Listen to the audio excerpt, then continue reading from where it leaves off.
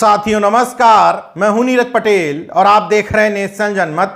क्या हिंदू धर्म, जिसको अब ब्राह्मण धर्म भी कहा जाने लगा है, उसके मंदिरों में संवैधानिक नियम लागू ना हो करके धर्मशास्त्रों के जाति और वर्ण व्यवस्था पर आधारित नियम लागू होते हैं? अगर इसका उत्तर हां है तो नेशन जनमत का दूसरा सवाल, ऐसे लोग जो खुद को संविधानवादी कहते हैं कि उनको संविधान से ही अधिकार मिले हुए हैं, किसी ऐसी जगह उनको जाना चाहिए जहां संवैधानिक नियम कायदे कानून लागू ना हो करके धर्मशास्त्रों के हिसाब से व्यवस्थाएं लागू हो। हालिया खबर केरल के मंदिरों से जुड़ी हुई है।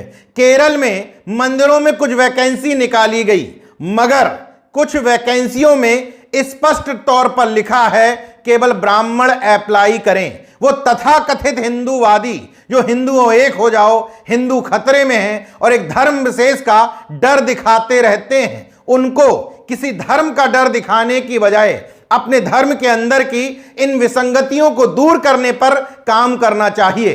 दरअसल केरल के देवस्वायम रिक्रूटमेंट बोर्ड द्वारा कुछ वैकेंसी निकाली गई विभिन्न मंदिरों के लिए। उस वैकेंसी का जो नोटिफिकेशन जारी हुआ, उस नोटिफिकेशन के 13वें नंबर पर देखिए, टेम्पल कुक यानी कि मंदिर के रसोइये के लिए, खानसामे के लिए विज्ञापन निकला है। कायदे से हिंदू धर्मशास्त्र और ये ब्राह्मणवादी व्यवस्था अगर सभी हिंदुओं को एक मानती है और कहते हैं कि पहले कोई जाति व्यवस्था नहीं थी बल्कि कर्म के आधार पर जाति बन गई, तो इस आधार पर भी मंदिर के कुक का काम दिया जाना चाहिए था हलवाई समाज के लोगों को। लेकिन इस वैकेंसी में स्पष्ट तौर पर नोट डाला गया है, only male candidates belonging to Brahmin communities are eligible to apply for this post.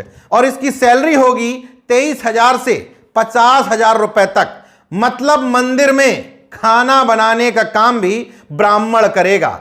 ऐसे में जो लोगों को तकलीफ रहती है कि हिंदुओं में इतनी एकता क्यों नहीं है, दूसरे धर्म का डर दिखाते रहते हैं, उनको यह समझना चाहिए कि जब आपके मंदिरों के अंदर ही असमानता और भेदभाव का वातावरण और माहौल होगा, जो वैकेंसी निकाली जाएगी उसमें भी एक खास जाति का ख्याल रखा जाएगा, तो कैसे इस धर्म को ब्राह्मण धर्म नहीं कहा जाएगा।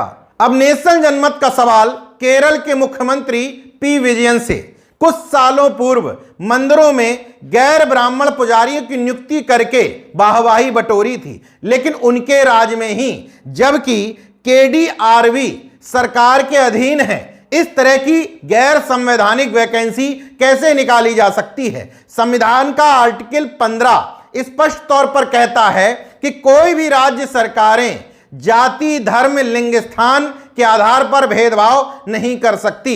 अगर मंदिरों में जाति के आधार पर स्पष्ट तौर पर भेदभाव हो रहा है तो इस गैर संवैधानिक नियुक्ति को रद्द करके इस वैकेंसी को निकालने वाले पुजारियों पर FIR दर्ज करके उनको जेल में ठूंसना चाहिए। मगर ऐसा नहीं होगा, क्योंकि लोगों को दिखाने के लिए कुछ और निर्णय लिए जाते हैं और अंदर खाने ब्राह्मणवादी व्यवस्था को मजबूत बनाए रखने की व्यवस्था की जाती रहती है। नेशन जनमत इसलिए कहता है कि जब बार बार बहुत तेजी से कोई कहे कि हिंदू धर्म खतरे में है, सारे हिंदुओं एक हो जाओ, तो उसका मतलब होता है एक जाति का वर्चस्व गिर रहा है, उस जाति के वर्चस्व को बनाए रखना है या ऊपर उठाना है।